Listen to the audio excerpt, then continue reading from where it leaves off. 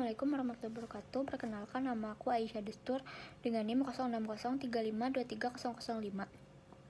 Aku berasal dari kelompok 1. Hari ini aku akan menjelaskan tentang seorang tokoh dari psikologi strukturalisme yang bernama Hermann Ebbinghaus. Hermann Ebbinghaus 24 Januari 1850 sampai meninggal pada 26 Februari 1909 adalah seorang psikolog asal Jerman yang merupakan salah satu pelopor psikologi eksperimental dan studi mengenai memori dan kemampuan mengingat. Ebbinghaus dilahirkan di Barmen, sekarang merupakan bagian dari kota Wuppertal, Jerman. Ia merupakan anak dari seorang saudagar kaya dan oleh ayahnya, Ebbinghaus didorong untuk menjalani karir dalam bidang akademis. Pada usia 17 tahun, Ebbinghaus mendaftarkan diri ke University of Bonn, Rhein Friedrich Wilhelm University, untuk mempelajari sejarah dan filosofi. Pada tahun 1868, dia merupakan salah satu anggota dari Korps Guttapala Bonn, sebuah organisasi mahasiswa di negara berbahasa Jerman. Studinya terganggu pada tahun 1870 oleh Perang Prancis dan Prusia, di mana Ebbinghaus terdaftar sebagai tentara Prusia. Setelah perang selesai, Ebbinghaus melanjutkan studinya di University Halle Berlin, di mana dia memperoleh gelar doktorat pada tahun 1873. Ketika sedang berkelana, Ebbinghaus menemukan buku karangan London Gustav Recher yang berjudul Element of Psychosis. Penemuan buku ini merupakan pemicu minat Ebbinghaus untuk memulai studi psikologi eksperimental, terutama dalam bidang memori. Pada tahun 1878, Ebbinghaus memulai eksperimen memorinya. Pada tahun 1885, dia mempublikasikan sebuah monografi yang berjudul Über das Gedächtnis, diterjemahkan ke dalam bahasa Inggris dalam judul Memory, A Contribution of Experimental Psychology. Pada tahun 1886, dia memprakarsai psikolog eksperimental di University of Berlin. Pada tahun 1893, Ebbinghaus mulai meminati studi mengenai penglihatan manusia berkaitan dengan warna. Beberapa contoh penemuan Ebbinghaus yang terkenal adalah kurva belajar dan kurva kelupaan. Peran dalam psikologi. 1. Pengembangan tes. Ebbinghaus mengadakan pengembangan terhadap beberapa jenis tes. Ia mengembangkan tes mengenai aritmatika, rentang ingatan, dan pelengkapan kalimat. Ketiga tes tersebut merupakan jenis tes yang secara jelas berhubungan dengan prestasi skolastik dari anak-anak. Teori kurva daya ingatan. Teori kurva daya ingatan dicetuskan oleh Ebbinghaus setelah meneliti hubungan antara daya ingat dengan proses pendidikan. Teori ini menyatakan bahwa kesan-kesan dari suatu objek semakin lama akan semakin sulit untuk diingat karena adanya penurunan kemampuan mengingat. Meski demikian, kesan-kesan tersebut tidak hilang sama sekali. Teori kurva daya merupakan salah satu teori hasil penelitian dalam bidang psikologi pendidikan pada akhir abad ke-19 di Eropa. Kritik mengenai psikologi. Ebbinghaus merupakan salah satu pemikir yang menganggap bahwa studi psikologi tidak boleh hanya didasarkan pada praktik atau teori yang telah digunakan oleh para psikolog dalam waktu yang lama. Psikologi harus didasarkan kepada pemberian kasus yang dialami secara langsung oleh pengajar kepada peserta didik. Ia menyatakan bahwa psikologi memiliki sejarah yang lama, tetapi hanya menjadi sebuah cerita. Sekian dari saya. Wassalamualaikum warahmatullahi wabarakatuh. Selanjutnya akan dilanjutkan oleh Alia Ramadina. Assalamualaikum warahmatullahi wabarakatuh. Perkenalkan, nama saya Azara Gadiastika. Saya berasal dari kelompok 1 Psikologi Umum. Di psikologi struktural ini saya akan menjelaskan tentang George M. Muller. George M. Muller lahir pada 11 Juli 1854 dan meninggal pada 23 Desember 1940. George M. Muller merupakan psikolog dan filsuf Amerika Serikat. Muller terkenal karena karyanya dalam bidang psikolog eksperimental dan pengaruhnya dalam pengembangan metode eksperimen psikolog. Meskipun namanya tidak sepopuler tokoh-tokoh seperti Wilhelm Wundt atau Edward Beatty Skinner, George M. Muller memiliki kontribusi penting dalam pengembangan metode eksperimental dalam psikolog. Ia adalah seorang mahasiswa doktoral Wilhelm Wundt di Universitas Leipzig dan kemudian menjadi profesor psikolog di Universitas Göttingen, Jerman. Muller memiliki peran dalam membawa metode eksperimental Wundt ke Amerika Serikat. Ia mendirikan laboratorium psikologi eksperimental di Universitas Clark, Worcester, Massachusetts pada tahun 1891. Laboratorium ini menjadi salah satu pusat penelitian penting dalam psikologi eksperimental di Amerika Serikat pada masa itu. Muller juga menerjemahkan karya-karya Wundt ke dalam bahasa Inggris, memperkenalkan gagasan-gagasan psikolog eksperimental Jerman kepada para ilmuwan di Amerika Serikat. Namun, meskipun Muller memiliki kontribusi penting dalam pengembangan psikologi eksperimental, namanya tidak sepopuler tokoh-tokoh lain dalam psikologi sejarah. Sekian dari saya, lebih kurangnya mohon maaf. Selanjutnya akan dijelaskan oleh teman saya. Wassalamualaikum warahmatullahi wabarakatuh. Assalamualaikum warahmatullahi wabarakatuh. Perkenalkan, nama saya Alera Madina dengan NIM 06035 Saya akan memaparkan salah satu tokoh, yaitu Oswald Kolb. Oswald Kolb lahir pada 3 Agustus 1862 di Kandau, Kurland, Kekaisaran Prussia atau yang sekarang disebut Kandava, Latvia. Ia meninggal tanggal 30 Desember 1915 di Munich, Jerman. Ia merupakan psikolog dan filsuf Jerman yang dianggap sebagai kekuatan penuntun di balik studi eksperimental proses berpikir diidentifikasi dengan sekolah psikologi Würzburg. Minat akademis awal Kolb terombang-ambing antara sejarah dan psikologi. Setelah menyelesaikan disertasi tentang perasaan terhadap Wilhelm Wundt, pendiri psikologi eksperimental di Universitas Leipzig 1887, Kolb menghabiskan 8 tahun di laboratorium Leipzig. Selama sebagian besar waktunya ia bertindak sebagai asisten Wundt. Pada tahun 1888, Kolb menjadi private dosen di universitas tersebut. Dia menulis Grundrisse der Psychologie 1893, Advance of Psychology, di mana dia mendefinisikan psikologi sebagai ilmu yang berkaitan dengan pengalaman yang bergantung pada pengalaman individu dan mengurai temuan psikologi eksperimental. Pada tahun 1894, Kolb diangkat sebagai profesor di Universitas Würzburg, dan di bawah inspirasi dan arahannya, lembaga tersebut menerbitkan sekitar 50 studi eksperimental sebelum keberangkatannya ke Universitas Bonn pada tahun 1909. Yang paling dikenal adalah penelitiannya tentang pengaruh sikap dan tugas terhadap persepsi dan jalan yang mengingat dan berpikir.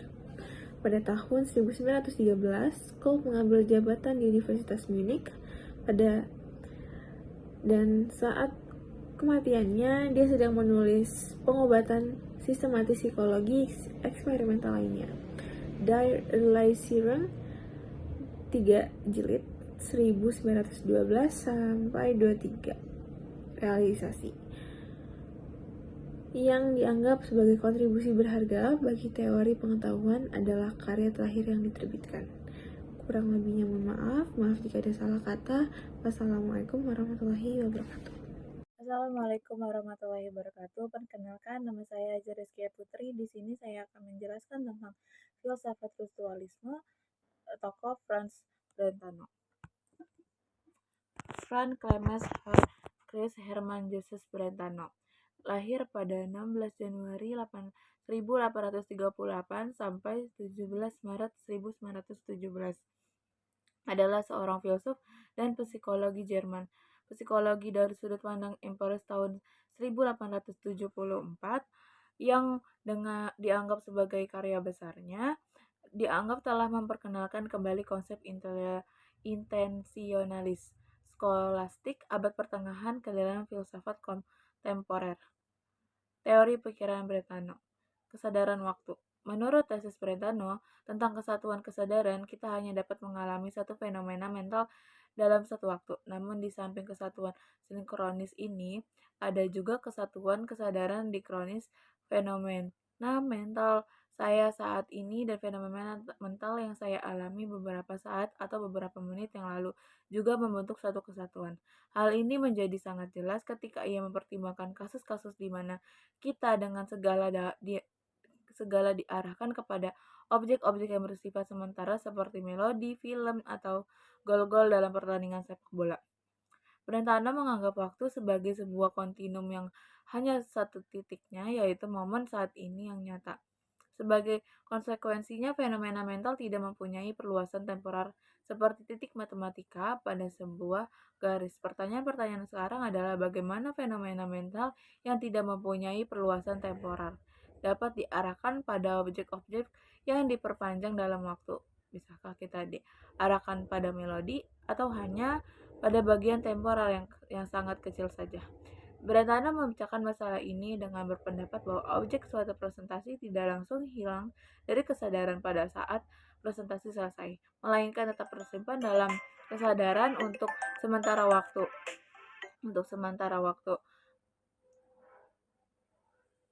Untuk menjelaskan proses ini, ia memperkenalkan gagasan asosiasi asli atau praestesis yang seperti dikemukakan De Warren menempati tempat penting dalam daftar inovasi konseptual. Brentano berbeda dengan konsep-konsep lain dalam psikologi deskriptif. Konsep ini tidak memiliki prioritas dalam sejarah filsafat. Menurut pandangan awalnya, kesadaran waktu bergantung pada cara penilaiannya terhadap sedapat dengan sengaja diarahkan ke objek masa lalu. Jika saya menilai dengan benar bahwa katakanlah Kaisar ditikan pada Ides bulan Maret 44 sebelum Masehi, alasan untuk mengkategorisasi perbedaan temporal sebagai cara penilaian mungkin adalah fakta bahwa dalam bahasa kita mengekspresikan perbedaan temporal ini dengan bentuk kata kerja masa lalu, sekarang, masa depan, tetapi kata kerja juga berfungsi untuk mengekspresikan penerimaan dan penolakan kita terhadap keberadaan perbedaan temporal suatu objek dalam satu putusan.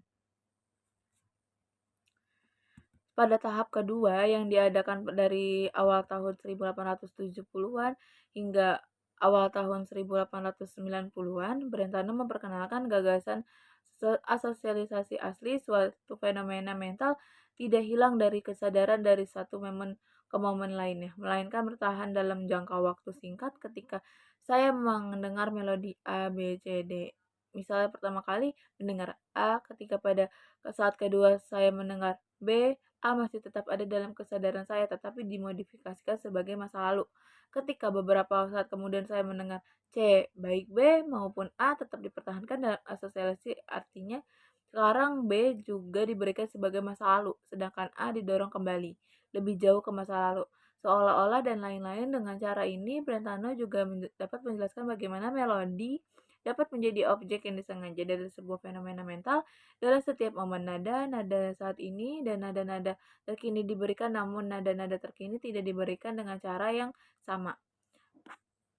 Dan cara sama mendengarkan semua nada sekaligus, dan kata lain, kita tidak akan mendengar melodi melainkan hiruk pikuk. Nada-nada masa lalu diberikan dengan modifikasi temporer yang tidak menyatukannya lebih lanjut, melainkan mengubah status ontologisnya dan ternyata menjadi tidak nyata. Dalam periode ini, Brentano berpendapat bahwa dua presentasi dapat berbeda hanya pada objek yang dituju. Momen temporal yang harus terus berubah dengan demikian merupakan modifikasi objek, sebuah objek yang tenggelam kembali ke masa lalu. Menurut pandangan ini, mengalami modifikasi terus-menerus.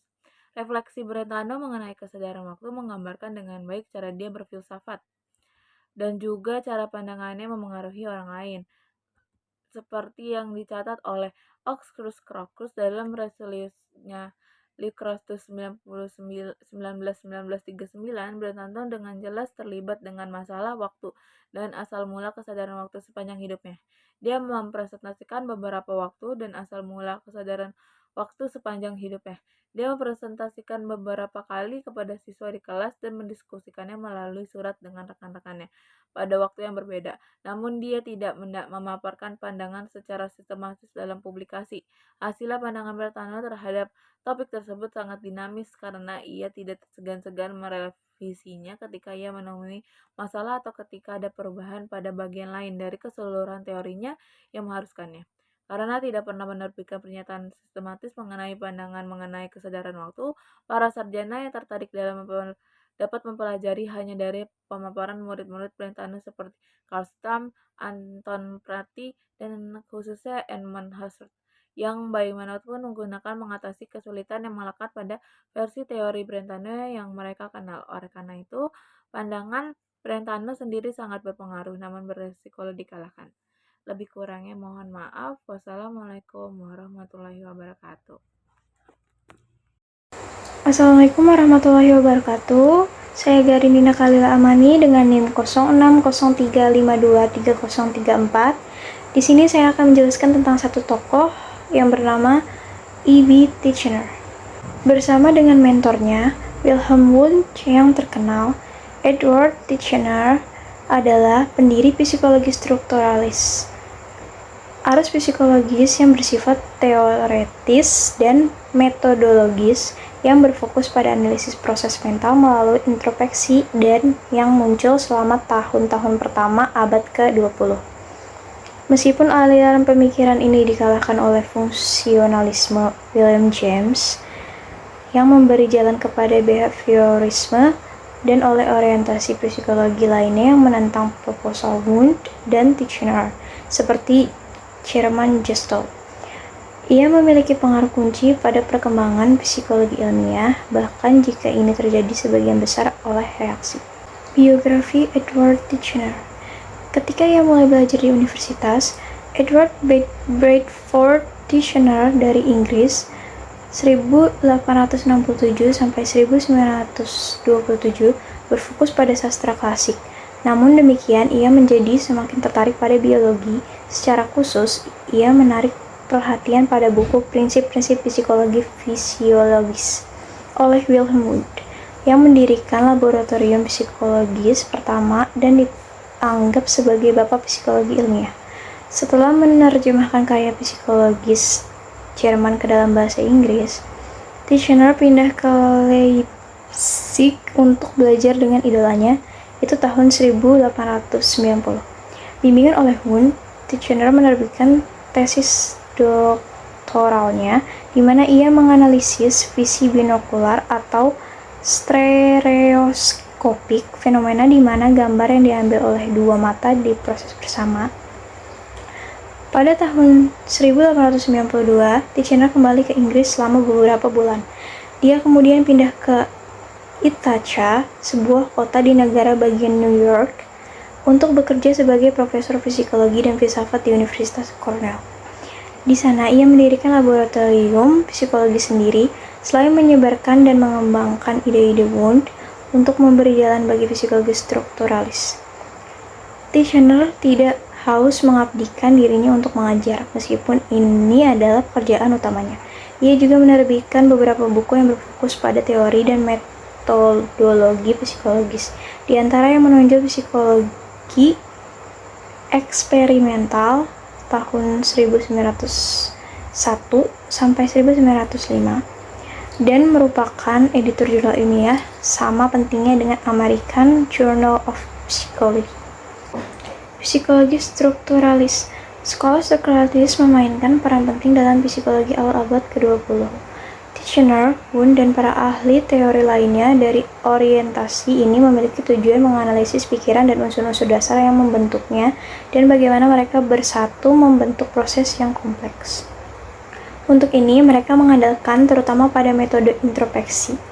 Ada perdebatan mengenai apakah dasar psikologi strukturalis harus dikaitkan dengan Wundt atau Titchener. Sementara ide-ide sentral dari orientasi psikologi ini dimulai dari Wundt.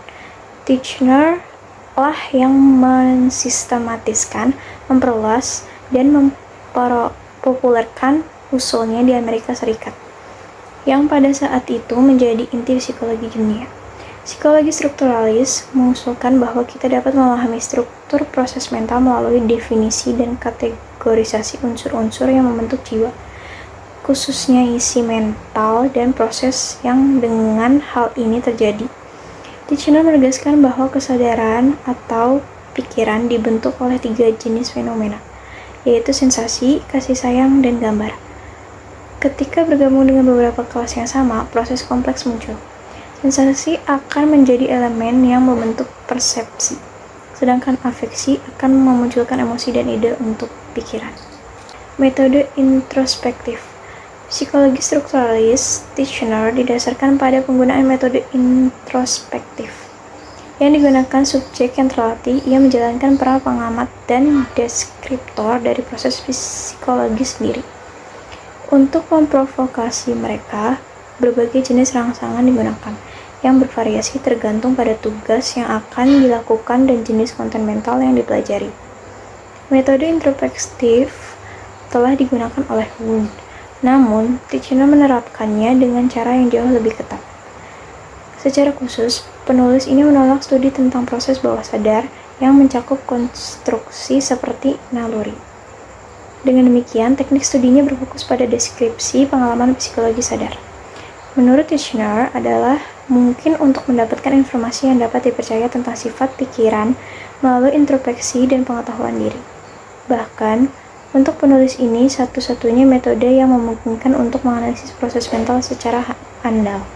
Karena dia menegaskan bahwa psikologi harus menjadi disiplin berdasarkan introspeksi. Sekian dari kelompok kami, kurang lebihnya mohon maaf. Wassalamualaikum warahmatullahi wabarakatuh.